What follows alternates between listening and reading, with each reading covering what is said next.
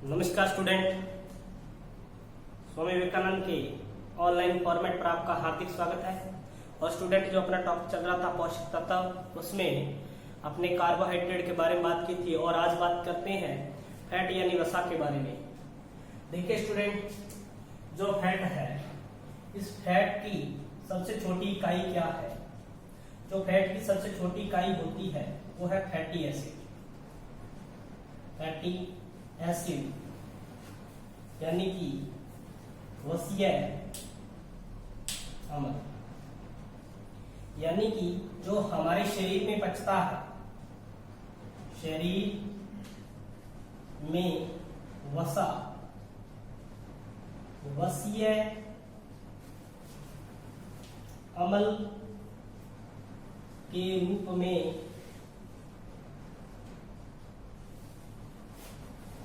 पचती है। देखिए स्टूडेंट, जो फैट है यानी वसा है, इसकी जो सबसे छोटी इकाई है उसे हम कहते हैं वसीय अम्ल। यानी वसीय अम्ल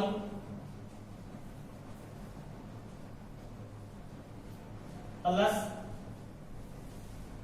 ग्लिसरॉल, ये दोनों मिलकर वसा का निर्माण करते हैं। और वसीय अम्ल को मोनोग्लिसराइड भी कहते हैं, मोनोग्लिसराइड भी कहते हैं।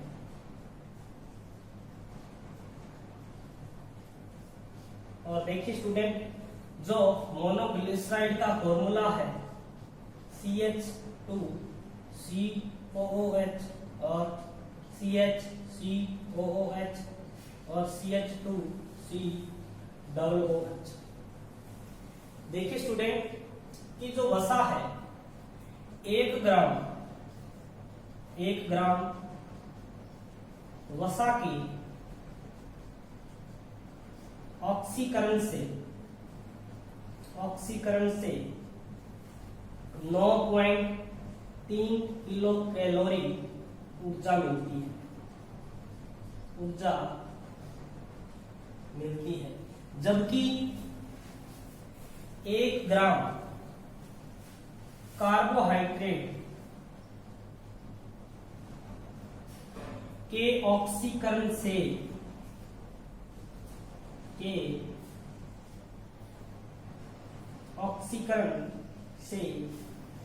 4 किलो कैलोरी ऊर्जा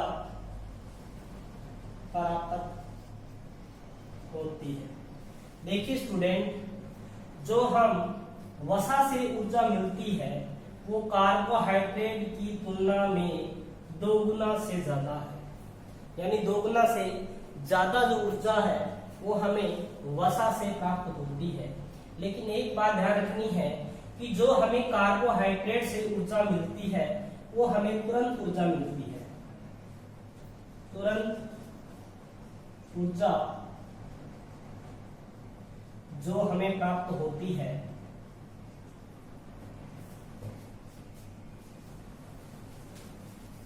वह हमें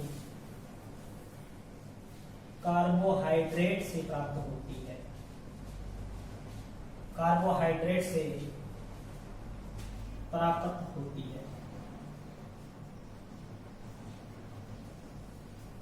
और जब फास्ट यानी फास्टिंग के समय या व्रत के समय जब हम कुछ नहीं खाते हैं तो उस वक्त जो हमें ऊर्जा मिलती है,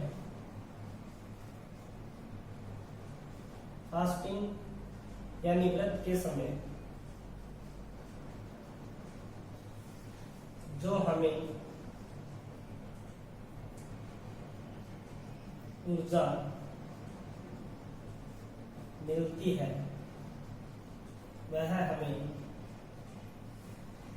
वसा से प्राप्त होती है। यानी वसा यानी वसीय अम्ल से प्राप्त होती है। अब अगर बात करें कि शरीर में वसा किस रूप में संगठित होती है यानी संग्रहित होती है, अगर अपने बात करें कार्बोहाइड्रेट की, हाइड्रेट। कार्बोहाइड्रेट हमारे शरीर में ग्लाइकोजन के रूप में लीवर में इकट्ठी होती है, यानी यकृत में इकट्ठी होती है और ग्लाइकोजन के रूप में इकट्ठी होती है। और इसकी जो सबसे छोटी इकाई होती है वो होती है ग्लूकोज। उसी प्रकार अगर अपने वसा की बात करें, वसा की जो सबसे छोटी इकाई है उसे हम कहते हैं वसीय अम्ल। और ये जो कलेक्ट होती है हमारी स्किन के जस्ट नीचे वाला पार्ट है एडिपोज टिश्यू,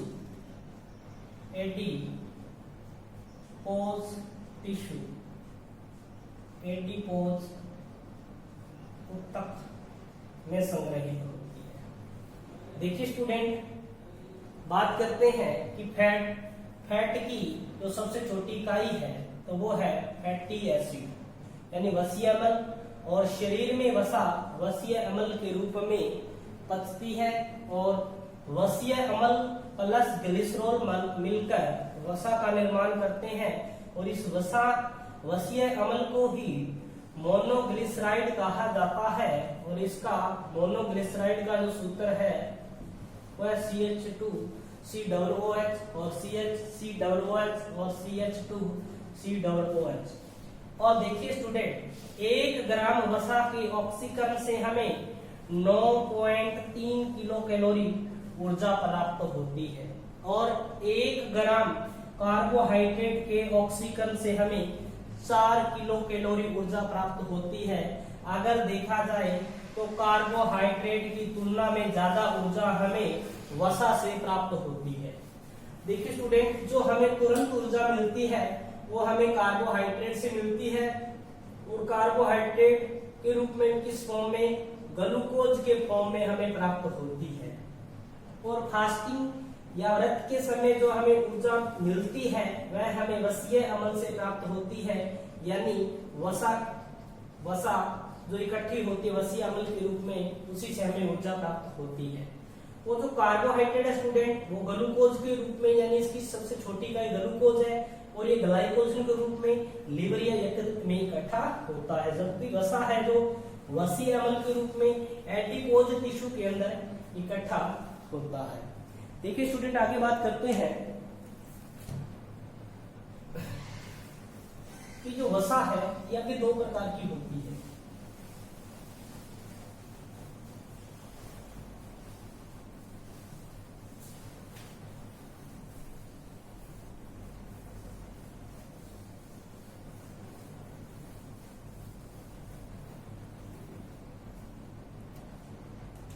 वसा यानी जो फैट है यह 2 टाइप्स की होती है। एक तो है स्टूडेंट सैचुरेटेड फैट और एक है unsaturated fat. Unsaturated fat, saturated fat यानी संतृप्त वसा, और अनसैचुरेटेड फैट यानी असंतृप्त वसा। देखिए स्टूडेंट, जो संतृप्त वसा है इसकी हमारे शरीर में कोई आवश्यकता नहीं होती। शरीर में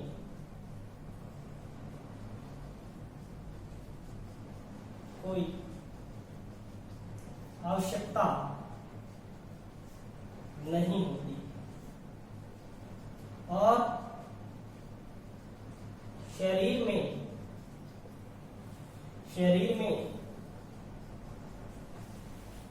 अपने आप बनती रहती है और इसे बाहर से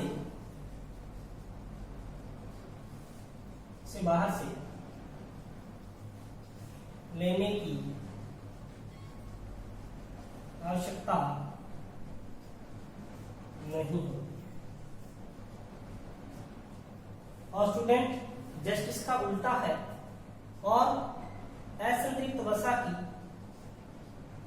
शरीर में आवश्यकता होती है और इसे हमें बाहर से लेना पड़ता है। यानी ये शरीर में हमारे नहीं बनती, इन्हें बाहर से लेना पड़ता है। और जो संतृप्त वसा है इनकी हमारे शरीर में कोई आवश्यकता नहीं होती है और ये अपने आप शरीर में बनती रहती है। और इनके कारण जब इनकी मात्रा बढ़ जाती है शरीर के अंदर तो हार्ट से रिलेटेड प्रॉब्लम हो जाती है।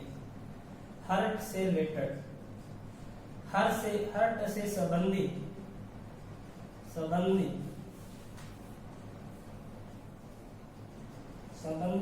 बीमारियां हो जाती है।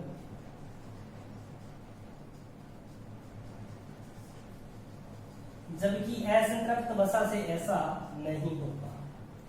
देखिए स्टूडेंट, जो संतृप्त वसा है इनकी शरीर में कोई आवश्यकता नहीं होती और ये शरीर में अपने आप बनते रहते हैं। और जब इनकी मात्रा बढ़ जाती है तो हमारे शरीर के अंदर हार्ट से रिलेटेड बहुत सी बीमारियां हो जाती है। जबकि जो असंतृप्त वसा है इन्हें हमारे शरीर में इनकी बहुत आवश्यकता होती है और इन्हें हमें बाहर से लेना पड़ता है। और देखते हैं, देखिए स्टूडेंट, जो संतृप्त वसा है ये जल्दी से नहीं पचती।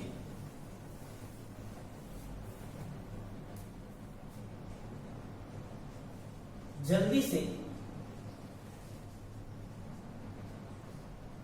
पाचन नहीं होता है।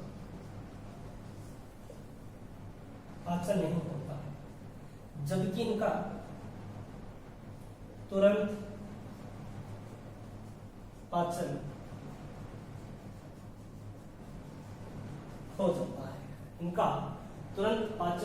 हो जाता है। और देखिए स्टूडेंट, जो सैचुरेटेड फैट है वो हमें एनिमल से प्राप्त होती है। और जो अनसैचुरेटेड फैट है ये हमें प्लांट्स से प्राप्त होती है। जैसे हम देखेंगे तेल, इसी के अंदर जितने तेल है, सोयाबीन का तेल आ गया, सरसों का तेल आ गया, अलसी आ गई, सारे के सारे इसी के अंदर है। लेकिन एक अपवाद है, जो फिश ऑयल है, जिसे हम ओमेगा 3 है, जिसमें ओमेगा 3 की मात्रा सर्वाधिक होती है, वो हमें फिश से प्राप्त होता है। और ये फिश ऑयल एनिमल से प्राप्त होता है, यानी हमें मछली से प्राप्त होता है। यह एक अपवाद है। और अगर सैचुरेटेड फैट में देखें तो वो है कोलेस्ट्रॉल।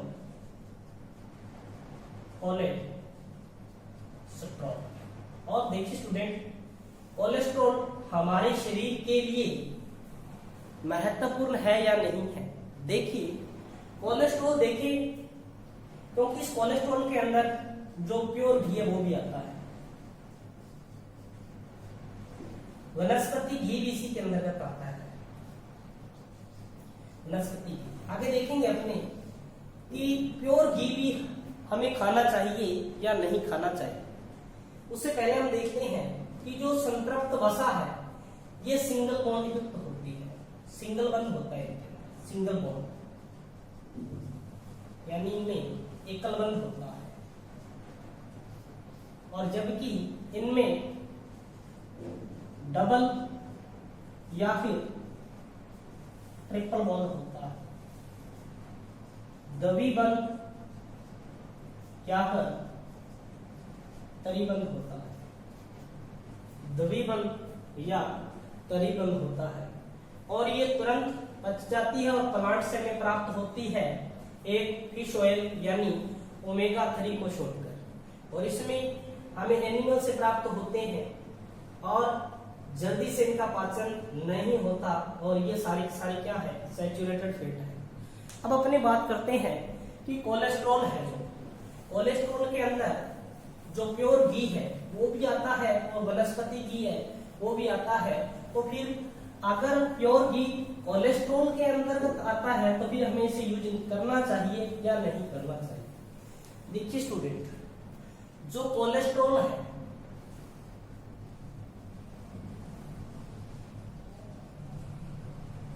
कोलेस्ट्रॉल है ये दो प्रकार का होता है।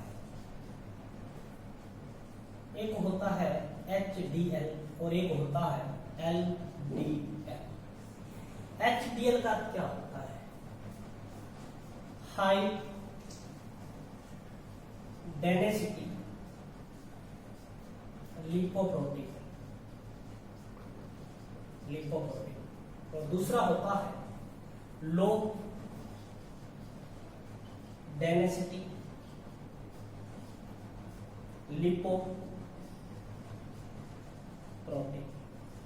हाई डेंसिटी लिपोप्रोटीन जैसे हमारी ये वेंस है, और जो HDL है यानी इनका क्या है, घनत्व ज्यादा होता है और वॉल्यूम आयतन कम होता है, और ये हमारी वेंस के अंदर इस प्रकार से स्थित होता है और ब्लड आसानी से चलता रहता है, इसे कोई भी दिक्कत नहीं आती। जबकि बात करते हैं लो डेंसिटी लिपोप्रोटीन की, जिसका घनत्व कम और आयतन क्या हो, ज्यादा हो, और ये वेंस के अंदर इस प्रकार से उनकी संख्या बढ़ जाती है और जो ब्लड है, ब्लड आसानी से प्रवाहित नहीं हो सकता, और ब्लड आसानी से प्रवाहित नहीं हो सकता, इसके कारण हार्ट से रिलेटेड जो प्रॉब्लम है, हार्ट से रिलेटेड जो प्रॉब्लम है वो हो जाती है, और इसमें ऐसा हार्ट से रिलेटेड प्रॉब्लम नहीं होती। हार्ट से रिलेटेड जो प्रॉब्लम है वो नहीं होती। इसलिए इसे हम गुड फैट कहते हैं, गुड फैट, और इसी कारण इसे हम बैड फैट कहते हैं, बैड फैट कहते हैं। और HDL के अंदर जो प्योर घी है, वो HDL के अंदर आता है, यानी गुड फैट के अंदर आता है, जबकि जो वनस्पति घी है, वनस्पति घी है, वो बैड फैट के अंदर आता है। देखिए स्टूडेंट, हमारे शरीर के अंदर जो ओमेगा 3 है, वो कोलेस्ट्रॉल को हटाने का कार्य करता है, कोलेस्ट्रॉल को हटाने का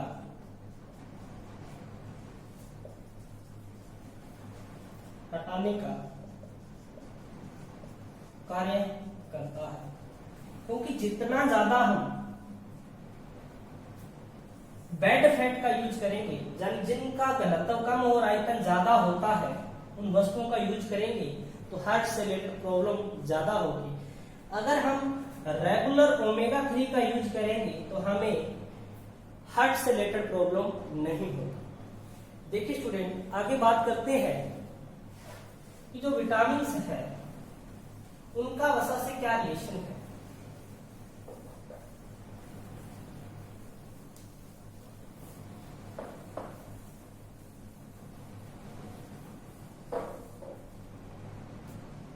विटामिन्स अगर बात करें, मेन्स जो विटामिन्स है A, B, C, D, E और K। देखिए स्टूडेंट, इनमें से कुछ तो वसा में घुलनशील होते हैं, वसा में घुलनशील होते हैं, और कुछ जल में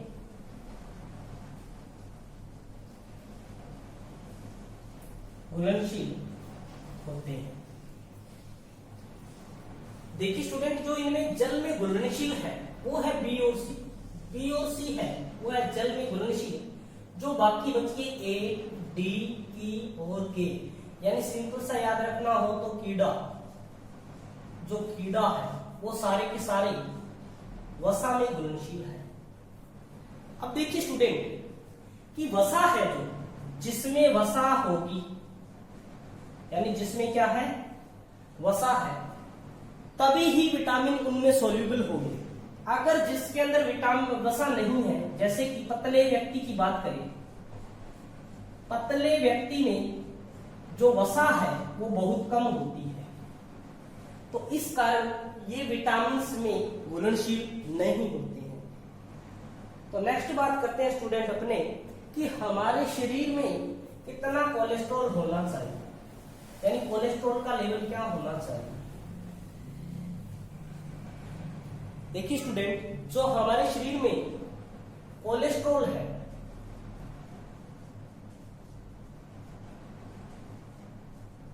वो 200 mg पर DL होना चाहिए, यानी ये सामान्य कोलेस्ट्रॉल है, सामान्य कोलेस्ट्रॉल है।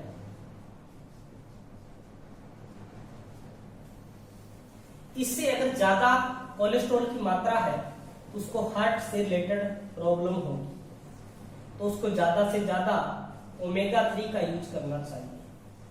ओमेगा 3 जो मैक्सिमम है वो फिश ऑयल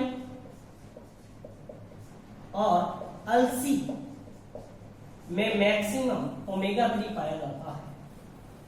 अब देखते हैं स्टूडेंट कि जो घी है और एक होता है तेल।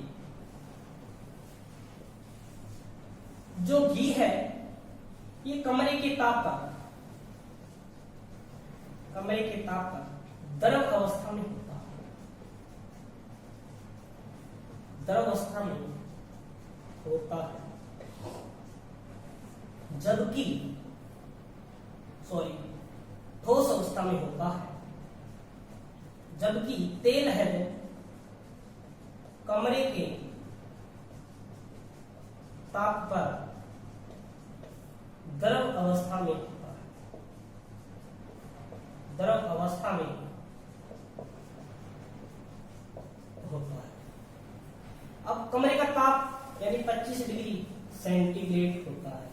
अब पूछा जाता है कि तेल क्या है, जो कमरे के ताप पर द्रव अवस्था में होते हैं, और इसी को स्टूडेंट अनसैचुरेटेड फैट भी कहते हैं, अनसैचुरेटेड फैट भी कहते हैं, और इसे सैचुरेटेड फैट कहते हैं, सैचुरेटेड फैट कहते हैं। अब अपने बात करते हैं कि फैट यानी वसा को लिपिड भी कहा जाता है, और लिपिड अपने वसा को कब कहेंगे, जब वसा के जो व्युत्पन्न है, वसा के जो व्युत्पन्न है जब वसा के साथ जुड़ते हैं उन्हें हम लिपिड कहते हैं। वसा और प्लस में वसा के व्युत्पन्न है वो दोनों जुड़ते हैं, उसे हम लिपिड कहते हैं। जैसे देखते हैं कि अगर वसा के अंदर प्रोटीन इन दोनों को जोड़ दिया जाए तो बन जाएगा लिपोप्रोटीन, और वसा के अंदर फास्फोरस को जोड़ दिया जाए ये बन जाएगा फास्फोलिपिड, और वसा के अंदर जब हम ग्लूकोज को जोड़ दें तो ये बन जाएगा ग्लाइकोलिपिड।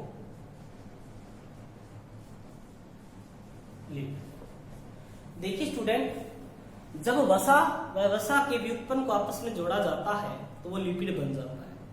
थैंक्स स्टूडेंट, मिलते हैं नेक्स्ट क्लास में।